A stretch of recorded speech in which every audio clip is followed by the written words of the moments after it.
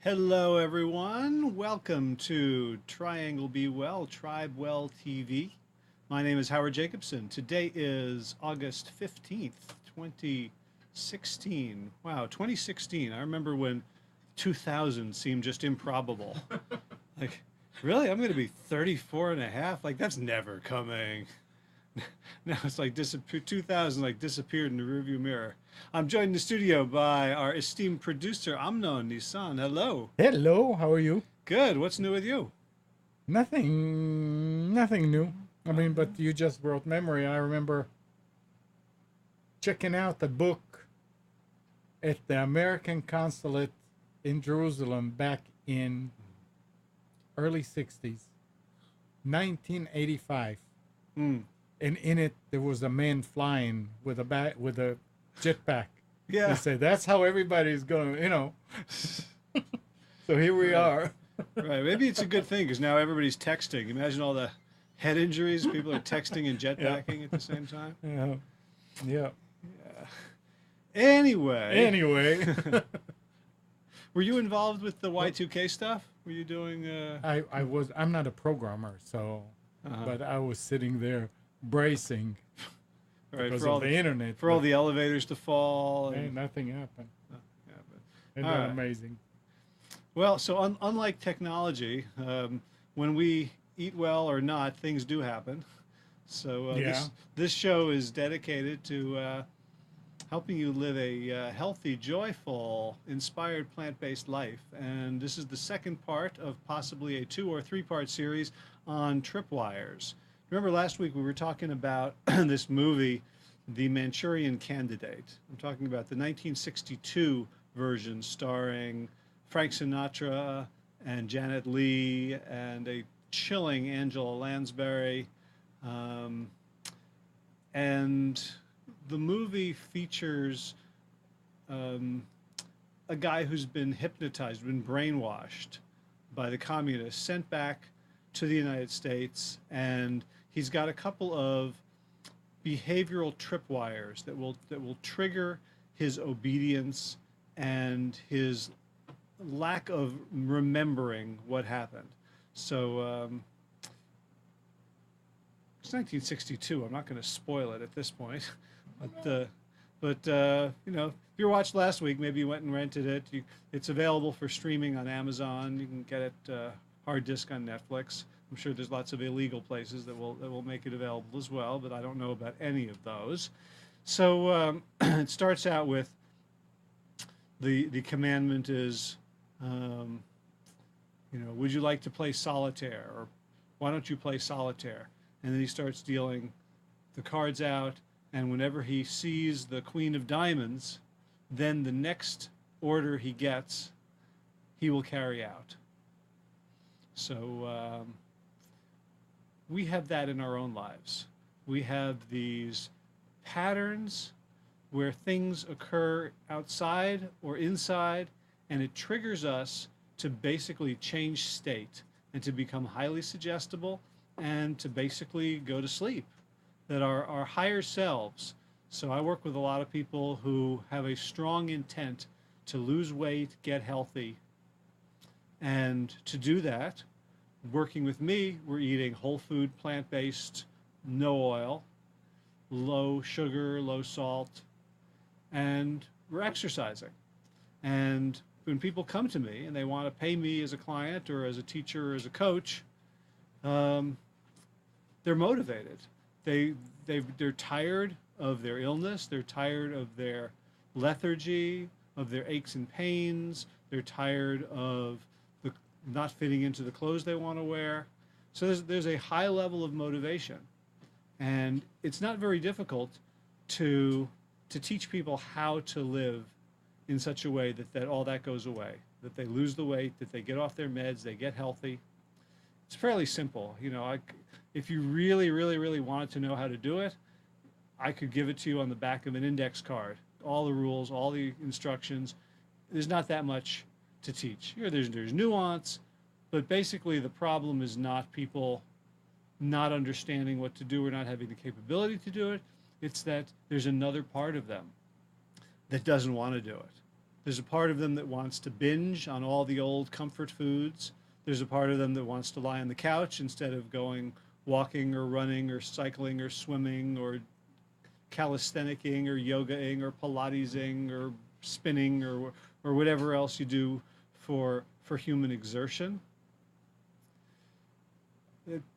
People want to do it, but some part of them doesn't want to do it. So what it feels like inside when someone's stuck in that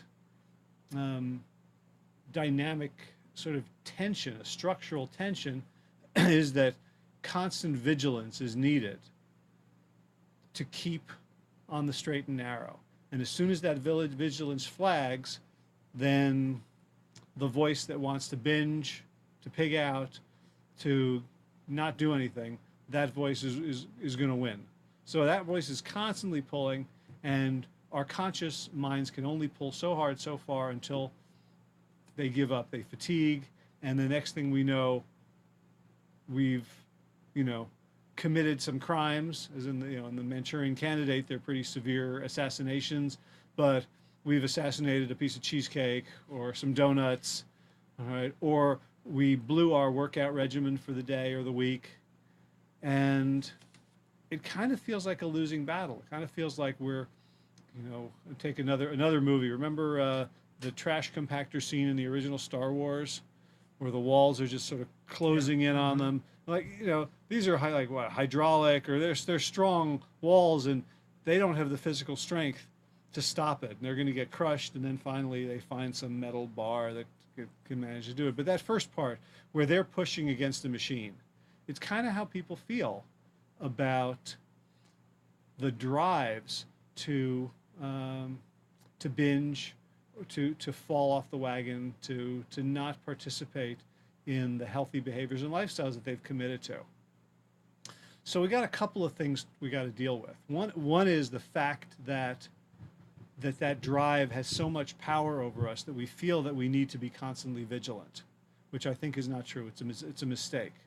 But I'm not going to deal with that. I've talked about that a lot, about how to deal with that voice, how to deal with the cravings, how to deal with the part of us that is not comforted by better health, by more energy, by more consciousness in our consumption.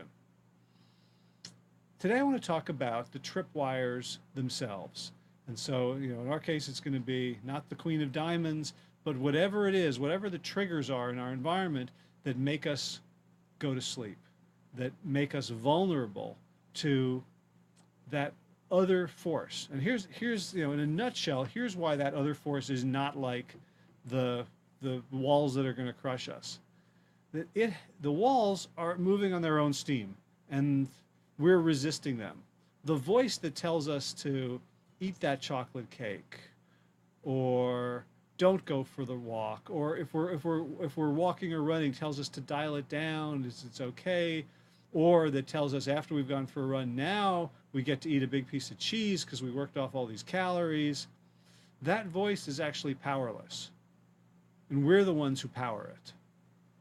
So fearing it actually gives it power. When we say about that voice that we don't have control over it, when we say it's controlling us, or it's always, we have to look over our shoulders, we have to be constantly vigilant, it's those thoughts that are plugging in and giving that voice power that it ultimately otherwise would not have. But what are we going to do in the meantime when we know that we are liable to go to sleep, that we have been triggered? So last week, do you remember about all the triggers I talked about? So, Yep. all right, there's society triggers, there's all the advertising, there's all the norms that we see. You go and you hang out with people and everyone's doing the same sort of thing. We go, okay. Then there's the triggers in our environment, our physical environment, our social environment. And then there's our interior triggers, what we have imbibed and what we tell ourselves. So that we, when I was a kid, I liked to watch the New York Yankees baseball team. And I guess I didn't realize it at the time, but they had a product placement contract with Miller Beer. I was innocent. I just thought, I didn't realize that there was money changing hands. But every time a member of the Yankees hit a home run, the Phil Rizzuto, the announcer, would go, "It's Miller time." So, in my mind, whenever I saw a home run, I'd go, "It's Miller time."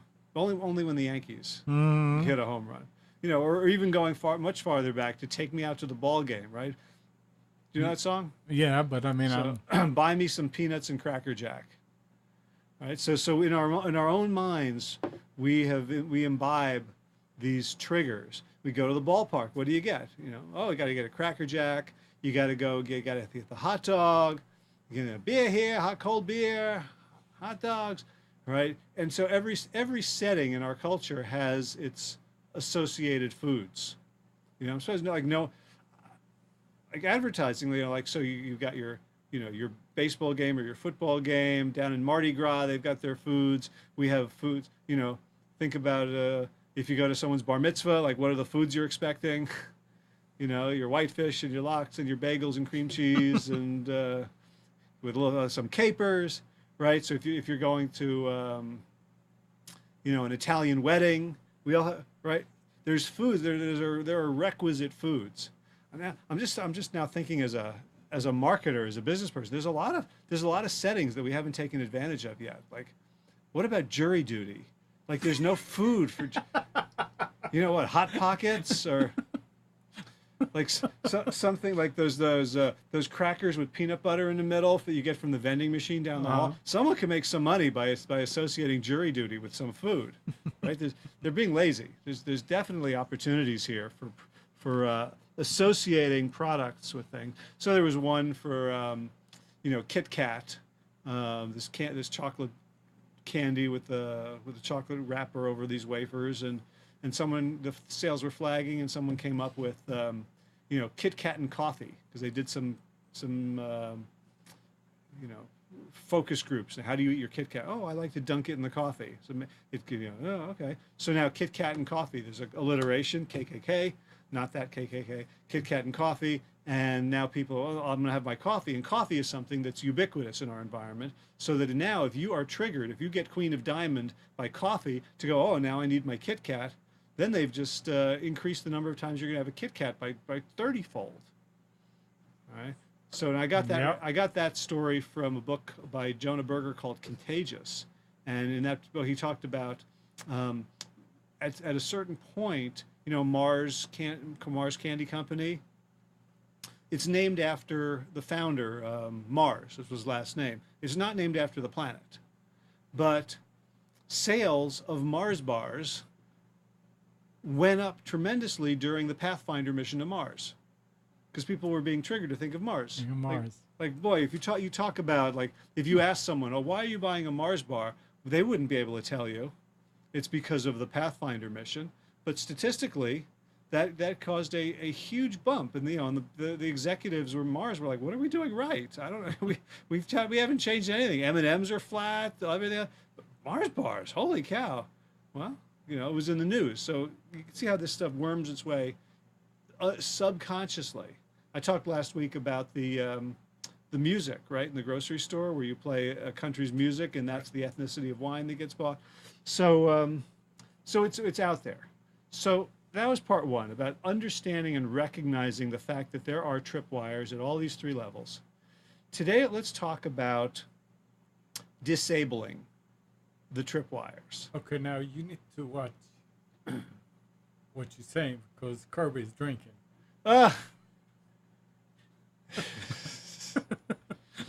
So maybe we need to come up with a beverage for Kirby, right? Maybe drink. I hope it's like Kangen water or something. It's Miller time. It's drink. All right, Kirby. Cheers. So maybe not tripwire today. Okay, Queen of Diamonds today. Trigger today. It's up. Your call, Kirby. So, okay. So we're going to talk about disabling these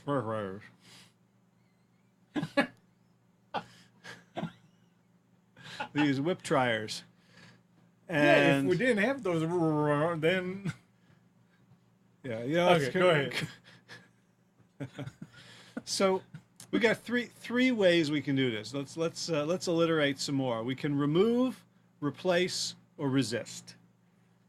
So we can remove the tripwires. Once we know what they are, so we know that if you if you every time you listen to this show and you hear me say tripwire, you go for a Miller beer, then stop listening. Right? By the way, that reminds me, the people who are listening to this show, you want to call in and have a conversation, 919-518-9773, or Computers 2K Voice on Skype. Oh, We're no. saying you can say tripwires. Otherwise, folks watching on the replay would be terribly confused. So, Hey, I reserve the right to terribly confuse people anyway. So, yeah. but So, remove. yeah, how do you remove them? Isn't right? that easier said than done? Well, it depends. When it's all over. I mean, you Sure. So so let's take the most famous example of removing the tripwires is Alcoholics Anonymous. So they will have their own tents at reunions. They will not have anything in the house. They won't have, a condiment that's alcohol based. They won't have vanilla extract. So to a certain extent, they are trying to sanitize their environments of the tripwire. They tell all their friends, don't ask me to drink. Don't invite me to a bar. If the party's at a bar, I'm not going. Right? So they're creating a sphere of safety. until you turn the TV on. Well, so it's Or, I mean, it's, yeah, I mean you could move to Mars, right? You could Yeah, live in, right. you could live in a bubble. So but as a first step, if you can, so if you are susceptible to alcohol, then one thing you don't do is go buy a mini fridge and put it in your bedroom and fill it with 2-ounce bottles of air, anything. of anything. Yeah. Right. So we're not trying to right. So to whatever extent you get it out of your environment, it's not there to trigger you. So, but as you said, there's and you can eliminate it and you can also avoid it. Mm-hmm. Right? So, a lot of guys shouldn't go to strip clubs. Is my opinion. Sure. Right. Right. So, as you said, there's a couple of problems with that. One is it's not always possible. Right. So you can't control everything. You turn on the television and there's an ad. I don't know if there's any Alcoholics Anonymous channels or hours where where that there's, I'm sure there's whole networks that are I'm guessing that there's some Christian networks or family networks where they simply don't have beer ads.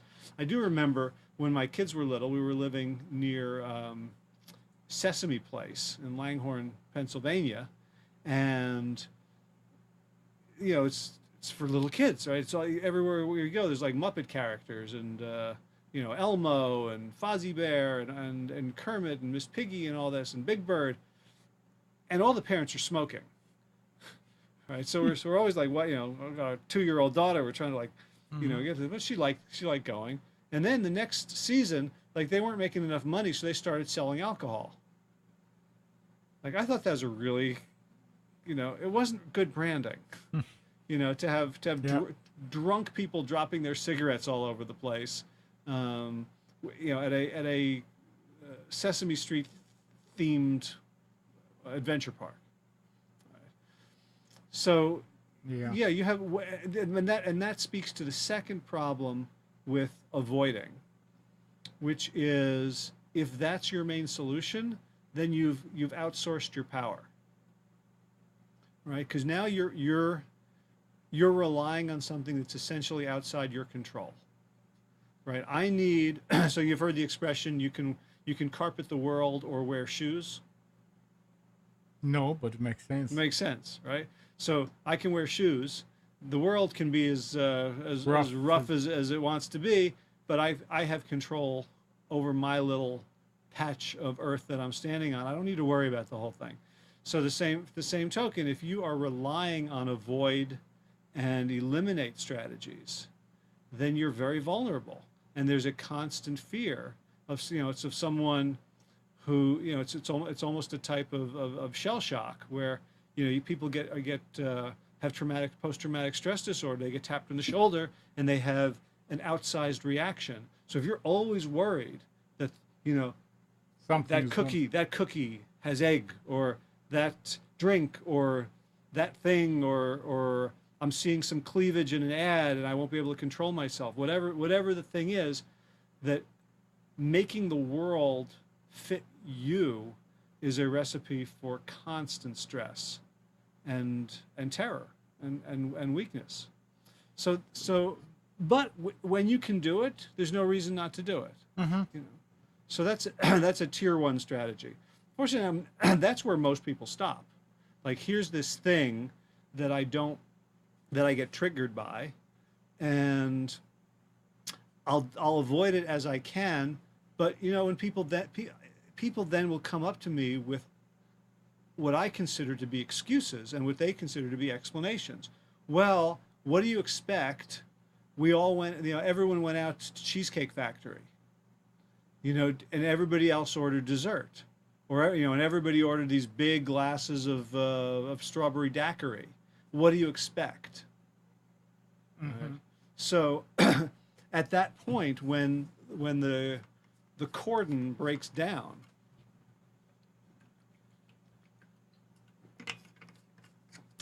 people become helpless, and they're very susceptible. So, you know, you may know the phrase "gader la Torah," Gader la Torah. right? A fence Yeah. around the law, Right. so that, you know, so if you don't, the law. So what it means is you know, in Jewish tradition, a fence around the law, which means, like, here's the law. The law says you shall not boil a kid in its mother's milk, and so let's make sure you're not going to do it by having all these additional laws on top of it, like pink and blue wash rags, and, you know, right, and let's include chicken. You know, I've never seen a chicken. I never heard that. Oh yeah, it's a Talmudic concept of a safeguard, that because we're so concerned that you not break the main law, we're going to make another law. So it's an example of a positive tripwire. Right? That if you go here, okay, now you're in trouble, but you're not in big trouble. You haven't defiled the Holy of Holies yet. So, so that's one aspect of a strategy, and it's probably a good strategy to do at the very beginning as you are built, because it's the one strategy that requires less skill than the others. So at the beginning, when you really don't have skill, you say, I'm going to totally avoid. I'm not going to go to parties for the next month. Right? I'm not going to go to the bar. I'm going to avoid all those situations where I know I will lose control. Mm-hmm. And it's a good stopgap. All right? But it's not enough. So that was the first R, remove. So the second one is to then replace. So, and this is very, very useful for behavioral habits. So let's say it's every day at 3 o'clock in the afternoon, you'd find yourself in the cookie jar eating 5 cookies. And you're like, what's going on? Why am I doing this? I don't want to eat the cookies. I feel bad after I eat them. I have bananas, I have apples, I could make a peanut butter and jelly sandwich, I could eat a pickle, but I'm going for the cookies.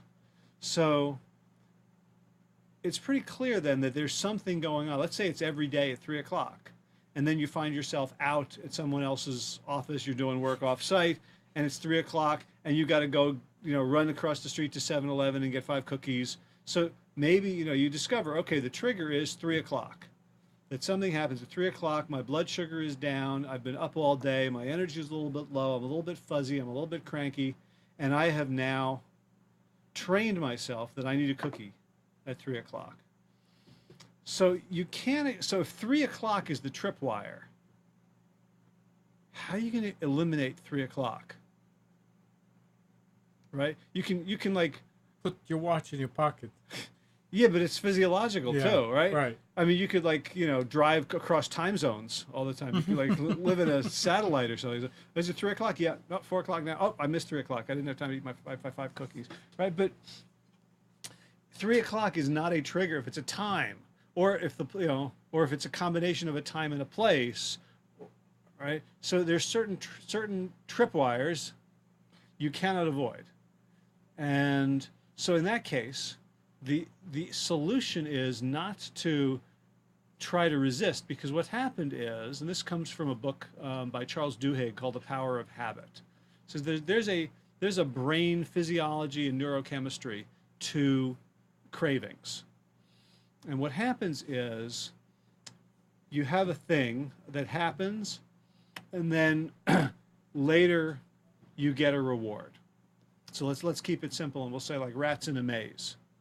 So rats are put in the maze. There's a buzz and a light, and then they're released, and they go find the cheese, and they eat the cheese. And the next time they're put in the maze, the light goes off, and the buzz goes, and they're released to find the cheese. After a while, when you check on what's going on with their brains, the light and the buzz itself will trigger a dopamine cascade, which means it's a promised reward. So now the light and the buzz may tell you, oh, you're going to get a reward. And these are really powerful neurotransmitters. These are the chemicals that evolution has used to keep us alive, right? To keep us finding food, to keep us having sex. Like these are foolproof ways of addressing our behavioral, idiosyncrasies, so they are aligned with genetic survival. So now you put the rat in the maze and you make the light and the buzzer go off, and there's no cheese at the end. Now they're starting to get very, very jittery because they didn't get their promised reward. So you can think of our triggers and our tripwires as it releases this dopamine cascade, and we become obsessed with finding that piece of cheese, whatever it is, finding that reward. So it's not enough to say, okay, the trigger went off and I'm just going to resist, because that's not how our nature works. That's not how our minds work. Don't we wish? Yeah, it'd be great. But for most of us, most of the time, the thing happens and the craving just gets stronger and stronger and stronger. So the second tier of solution is to give in to the trigger with a different behavior, with a different type of activity. So let's say you figure out, this is an example from The Power of Habit. Let's say you figure out that at 3 o'clock you keep going having 5 cookies. So there are a bunch of reasons you could be having the 5 cookies. One is you're hungry. Your blood sugar is low.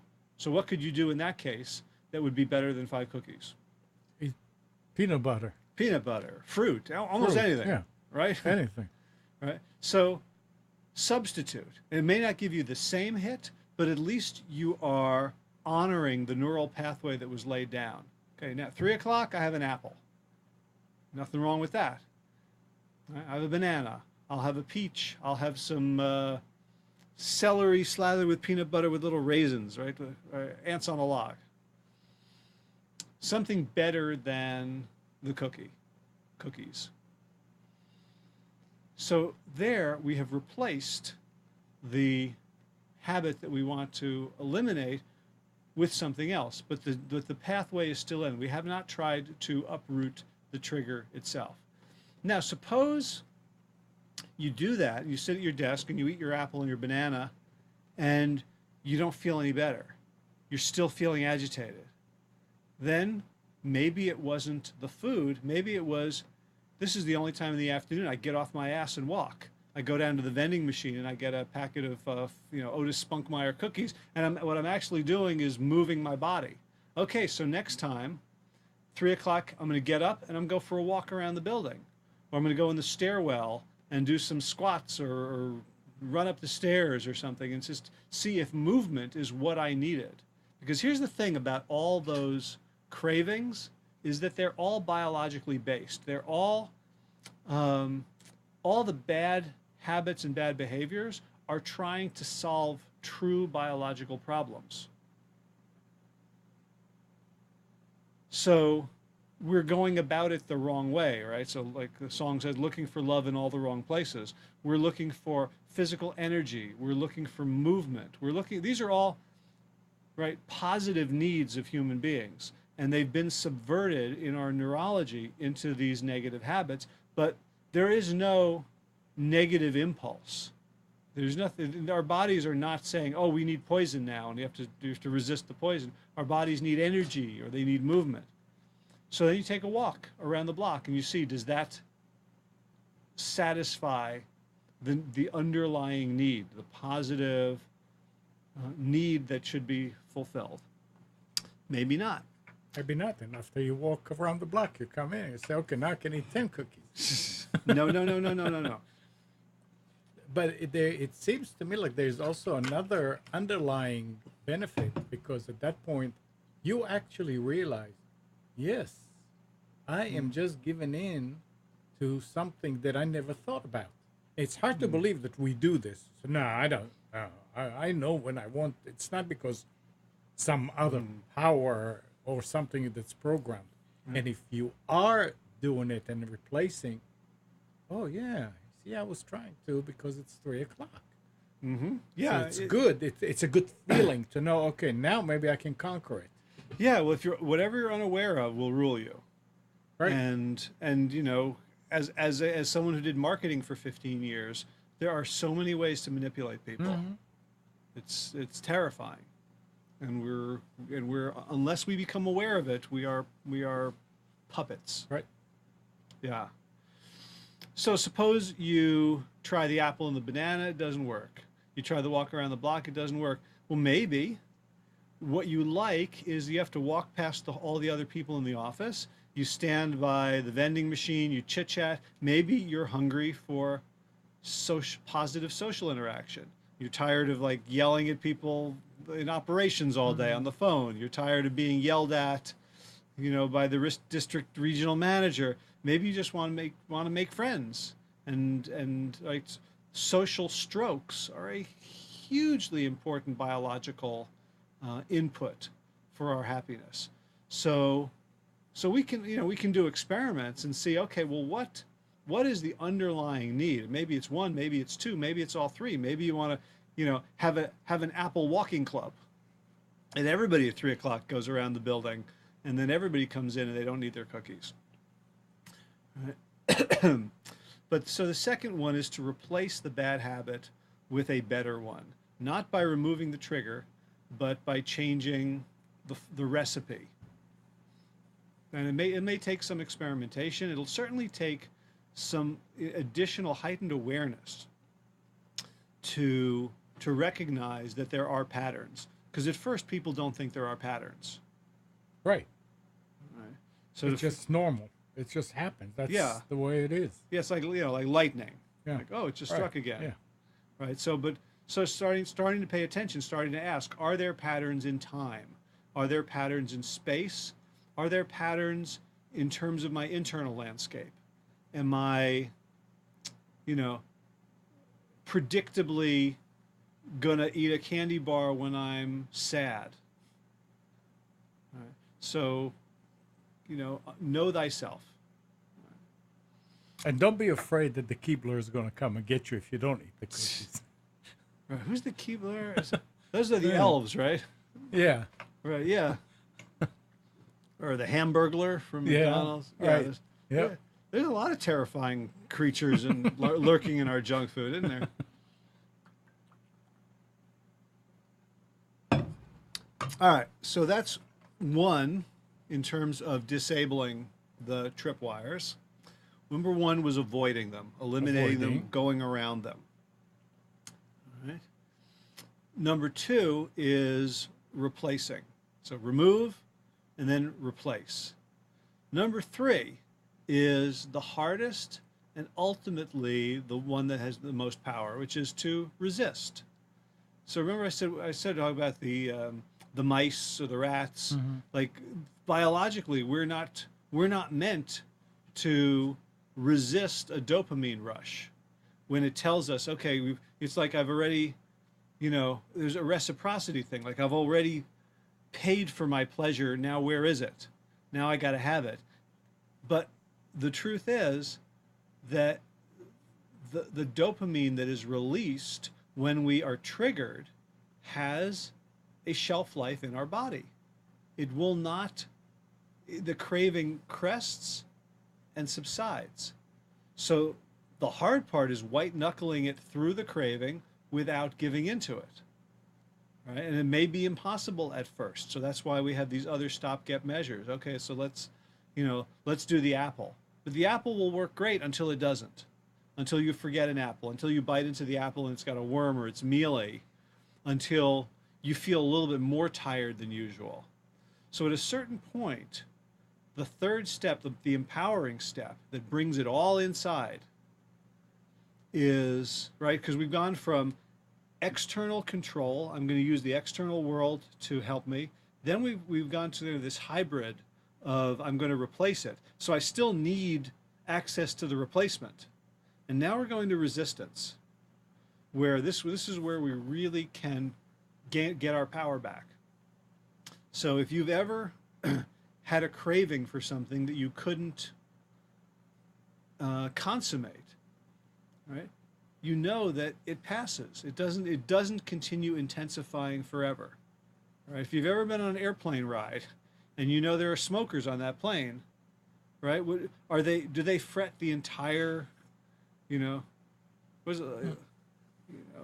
I've been on 16-hour plane rides to South Africa. They're not in the smoke, disabling the smoke detectors in the bathroom. They have moments during the flight where they're really feeling it, but it's not constant, and it doesn't build in intensity until it doesn't just get worse. So it's not the same as holding in your pee, right? It doesn't just keep getting worse and worse and worse. It subsides, and so the practice of riding the crest of a craving and having it subside and being aware and bringing all of your mental faculties and your habit faculties and your skills to bear to say, I'm just gonna grit this out. Every time you do that, you strengthen that muscle. Same as doing push-ups or pull-ups or squats. Right? It's every time you use that muscle, you're strengthening the resistance muscle. And every time you give in, you're strengthening the give in muscle. So you walk to the vending machine at 3 o'clock and you go, yeah. And you walk around and you go back to your desk. Maybe that's advanced. I think easier is to stay at your desk. Okay. And just think, okay, it's 3 o'clock. So one way to do it in the beginning is to, right, it can be too hard to say I'm gonna not have it. So maybe you'll say I'm gonna wait 15 minutes, and if I still want it, then I'll have it. So you're giving yourself an out. So it's an intermediate step, but you may find that if you try to go full out and say I'm gonna wait till it goes, then 20 minutes later you're really vulnerable, and you've completely forgotten. You've just like exhausted yourself. So again, you want to take this by degrees, and if you want to say, like, the goal here, it's not really so much about am I going to eat the cookie or not eat the cookie, but it's about having your free will, because that's what really gets people. So they say, I don't feel like I'm not in integrity. I'm not in control of You're my not actions. in control, right? So what we're trying to give people is give them back their free will. So if you say, okay, I want the cookie now, and I'm not going to have it. I'm going to wait 5 minutes, and then I'll see. And at the end of 5 minutes, you say, success. I waited 5 minutes. Now I'm going to get the cookie or not. But you get to the point where it becomes completely free choice, where there's nothing. It's like the weights on elevator cars, right? So if you had to, you know how elevators work, right? So there's these Real very, very heavy weights that are balanced, right. and so the weight of the elevator itself is quite easy to move. You're not working so hard. So that's what we want in our decision making. We want the weight of our psyche, the weight of our best self, to be so great that it's very easy for us to say yes or no. It's not a big deal. Right. right? So imagine a cookie not being a big deal. Yeah, I have one, my, office party, I'll have a cookie. No big deal. Yeah, I remember them. They're fun. But if you have that cookie and you're like, now I need 12, and now I'm off my diet, and now you've traded your free will for a little hit of sugar and fat. I think most people would feel that that's not a worthwhile trade-off. Yeah, but a lot of people say, "Oh, it's just a one-time thing," And and that's the bad thing. well, if they're right, then it is. The question, I'm not trying to tell anybody else what to do. Saying Right. if you value your freedom of action, free will, like to me, I don't know philosophically if humans actually have free will, but I do know that if it's an illusion, it's the one I cherish the most. Right? I don't want to feel like I am out of control and that others or my biology is forcing me to behave a certain way, that I am not a free, self-determinating person of agency. That would be horrible. So, I guess the answer to Kirby saying about 5 minutes to ride out of craving is no, not 5 minutes. You have to see. I mean, I think 15 is sort of the the clinical number. Like if you can get past 15, it usually goes down. But again, you are an N of one, and you're the only person that should matter to you. Like how long do your cravings take to go away? And just maybe time it and see. So can you? So and again, there's different levels of resistance. Sure, like in everything else. So you can you can resist by saying, okay, I'm not going to do it. All right, you can resist by saying, okay, I'm going to wait 5 minutes, and then have it. You can resist by having something else. All right. Another thought, but I lost it. And, I drank it down with my water. It'll come up. It will. So when it comes to these cravings, and I say this a lot because to me it has been the most useful and profound and empowering concept, is that the psychological purpose of giving into these cravings is to reduce my discomfort in this moment. So whatever my emotional, psychological, physical, spiritual discomfort is, giving into that craving reduces that tension temporarily a little. It has a negative effect in the long term, so it's kind of, it's a definition of seduction, of a short-term gain, long-term pain. But understanding that means that we get to resist not just in the moment, not just when I'm sitting at my desk at 3 o'clock and I want the cookies, but I can practice resistance in the same way that, if I play basketball, I don't just get better at basketball when I'm playing the game.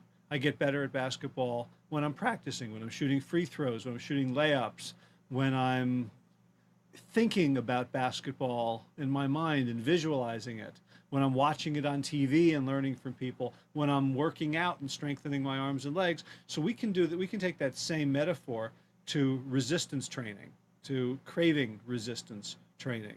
So one thing to do is to just increase our self-awareness, increase our mindfulness. So for right now, here I am blabbing into a camera. I haven't really paid attention to my body and how it feels. So I'm leaning back like this. I can feel the arch in my lower back is gone. I'm kind of slumped. So I don't have to say, okay, well, now I'm going to sit up straight. Now I'm going to assume good posture for the audience or for myself. I just say, oh, notice my body. And the noticing itself, a little tightness here, look how high it is. Let it drop. I'm losing my voice a little bit. I've been talking a lot and not breathing properly. So just by noticing things are getting better, right? I don't go, oh, look at my posture, and then suddenly do this, right? We don't spontaneously make ourselves worse, right? When the body's wisdom can come back in, I can find that I'm more relaxed. Oh. So now I'm taller. So another way to do resistance training is to increase our frustration tolerance, is to increase our ability to not get what we want, to not have our preferences met. And one way to do this is, remember Michael Edelstein, the clinical psychologist that we had on the show, was talking about frustration tolerance, and that we think our preferences are demands. And so just to reframe my preference as a preference as opposed to a demand can help lower the frustration we feel. So at 3 o'clock, when I want a cookie and I'm saying, no, you're not going to have a cookie, the cookie is no longer a demand, but it's a preference. Boy, some part of me would really prefer a cookie right now. And guess what, bucko? You can't always get what you want. Oh yeah, that's called being a grown-up, right? The toddler screaming in the supermarket in the cereal aisle or the candy aisle doesn't really have that concept of you can't always get what you want, all right? But if that's how we're behaving into our 20s, 30s, 40s, 50s, 60s, having these tantrums, well, it's probably a good thing to do a little bit of cognitive work and understand that those are frustrations based on mistaking preferences for demands.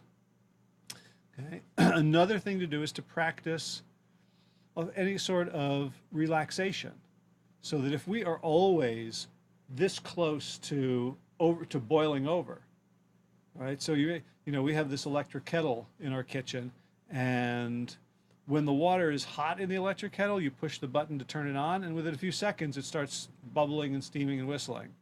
When it's cold, it'll take a while. So if you are always stressed and on edge and you don't engage in the natural human physiological responses of relaxation, you're always close to the boil, then it won't take very much to get you up there. So systematically learning how to lower your stress threshold so that when the little thing happens, it takes you from here to here, but it doesn't set you off to the point where you absolutely need some sort of pacification, whether it's whatever your bad habit of choice that's going to give you that momentary distraction or comfort. That's what I was going to say when I lost my train of thought in the water, is that another form of resistance is distraction. It's not as pure as simply staring at the cookie and saying, you have no power over me. But it's an effective stopgap technique also to say, okay, now I want this cookie and I don't want to have it, so let me change the subject in my mind. Let me purposefully distract myself with a phone call I need to make, or with 5 pages of the summer thriller novel that I keep hidden in my purse or my briefcase, or 2 minutes of meditation, or a question, or write down a haiku. Right? So if we can't stare it down, we can distract ourselves. Do you ever see the footage of the marshmallow experiments? No. No. The marshmallow experiments, I'm totally blanking. Walter something. Doesn't matter. I'm blanking. But maybe Kirby could look it up for us. The lead researcher for the marshmallow experiments. Do you know what they are? Mm-mm. So this was. I know what marshmallows are. All right, well, that's a Can't start. stand them, yeah. That's a start. We have common ground here. So the marshmallow, Walter Mischel. Anyway, took a bunch of toddlers and young children, and had hidden cameras so they could be observed. Put them in like a classroom, and said, here, they put a marshmallow on the plate in front of them, and said, I need to go out for a couple of minutes. If you don't eat this marshmallow by the time I come back in, you can have 2. And they looked at, this was many, many years ago, maybe 40, 50 years ago.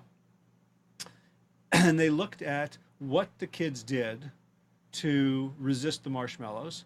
And then they followed these kids for continuing, I think maybe to this day, but certainly for 20 or 30 years.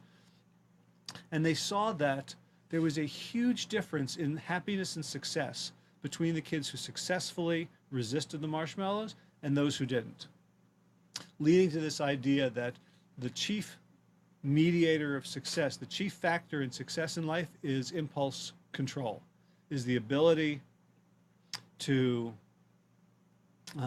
resist instant temptation, the ability to resist instant gratification for a higher goal was the key difference in success. And it makes sense, right? You want to, you want to do well in your profession. You can't be out smoking and drinking. You've got to be studying. So the willingness to sacrifice now for greater happiness later. So the footage is hilarious because it shows that, and this is on YouTube, you can find it. There's,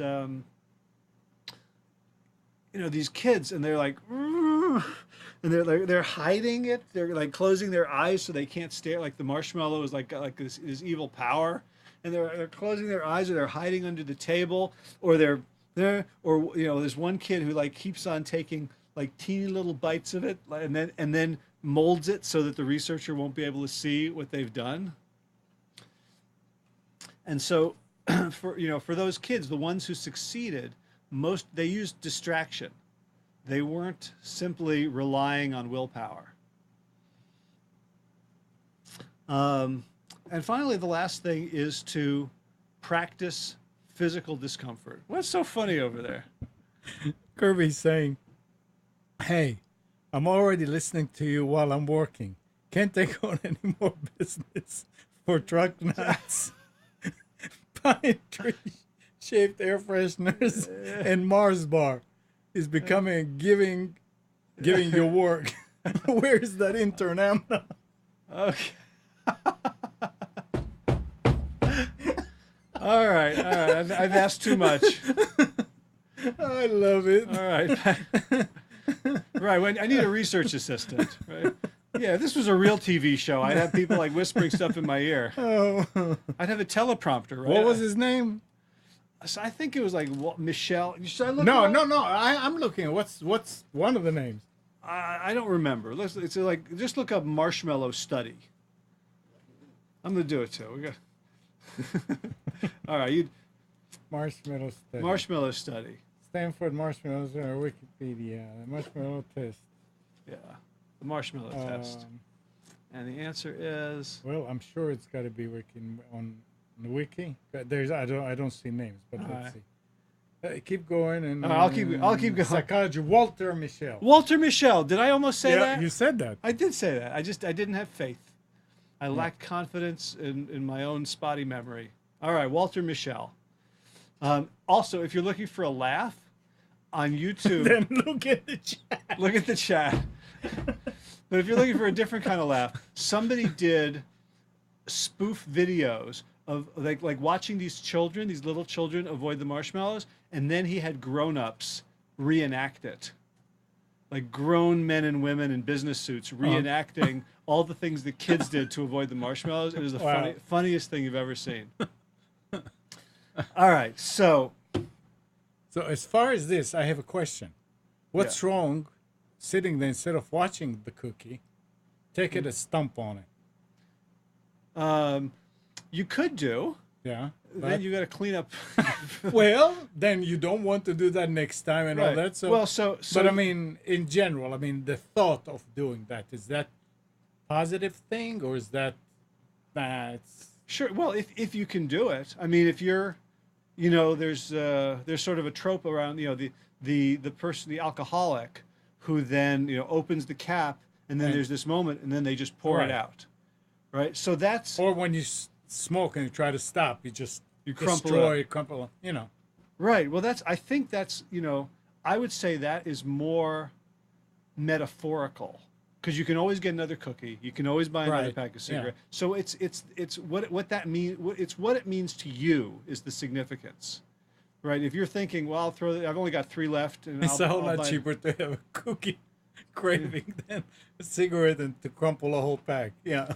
Right, but if you say, one of the things people always say is, "I'll start tomorrow," or I'll start soon. Right, So yeah. I've got these cookies. I might as well finish them. I'll Yeah. finish the pack. Yeah. Whereas it's very, very powerful to take an action in this moment. Mm-hmm. And so if that becomes your generative metaphor for I burned my bridges, I've burned the ships on the shore, I can only go forward now. That can be very powerful, much more so because you're never going to be able to destroy all the cookies. Right? You've got to be, You can destroy all the cookies that you have in your hand. you've got to be Kim Jong-il to destroy all the cookies, right? You need to be a dictator of a fascist state, then you can destroy all the cookies. Otherwise, right, you need to strengthen your inner resources. So if destroying a cookie tells you, okay, like me and that cookie ain't friends no more, then that moment where before you had always given in becomes a very powerful generative metaphor of a change. So I think that's where that comes from. All right, so last week we talked about where are all the triggers and what are they. This week we talked about disabling the triggers through removing them, replacing them, and resisting them. Next week, actually I told you I wasn't going to be here next week, but Right. I don't know at this point. We're You let me know at I'll let you 2:20 Oh. next Monday. yeah, I'll call in. So where's the bald guy? Why am I wasting my time sitting here in front of my computer when I could be working? No, it's fine. So, Whichever. but the next time I'm going to be talking about the third part, which is installing triggers, because just as triggers can lead us into trouble, installing triggers and tripwires, triggers for good behavior and tripwires to prevent bad behavior, can be the most powerful strategy of all. And Because now we're playing offense, not defense. right, and I was just thinking, and you didn't mention it, but I'm sure that's what you meant. The three that you talked about today can be a bundle, and you use all three of them Yes. at different times, and now you can sort of like Yeah. You're now someone. You're on the bomb squad, yeah, and Yeah. you're sniffing them out, Yep. and you're disarming them. right. And the next one was we're gonna talk about putting in triggers and tripwires for the behaviors you want. And I'm just about out of air here, so tune in next week. I'm none. Thank you as always. No, thank you, and Kirby, thanks, Kirby. Kirby, as always, thank you. You win Oh. Chatter of the Week again. I told him thanks, and he says Duke is big into weight loss programs and research. Surely one of their students is looking for an internship. And then when you say about next week, he says, Yeah. so just me and Amna next week, huh? Yeah. Oh, I thought you were going to say they're big in weight loss. You can go there and find cookies that people have stepped on if you're looking for your cookies. Oh, boy. All right. All right. That's it for this Thank you. week. As always, be well, my friends.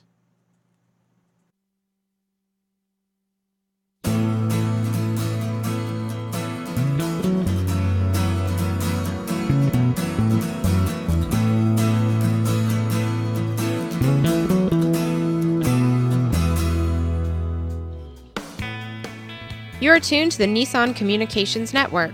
Our weekly lineup of call-in programs includes Computers 2K Now with Amnon Nissan, My Life, My Will with Gisela DiCarlo, The Tanya Love Show, Health Then with Debbie Bruck, Breaking Free with Marilyn Shannon, Triangle Be Well with Howard Jacobson, Lunch and Learn with Rabbi Yisrael Cutler, Lessons of Vietnam with NCVVI members, Current Affairs with Amnon Nissan. And if you tuned in too late, you can always watch each program in its entirety or download an MP3 audio file of it in the archives section on nissancommunications.com. Don't forget to subscribe to our YouTube channel, follow us on Twitter, and like us on Facebook. Sponsored by Atomos.com, makers of quality video recorders and converters, CarolinaApparel.com, and DeltaForce.net.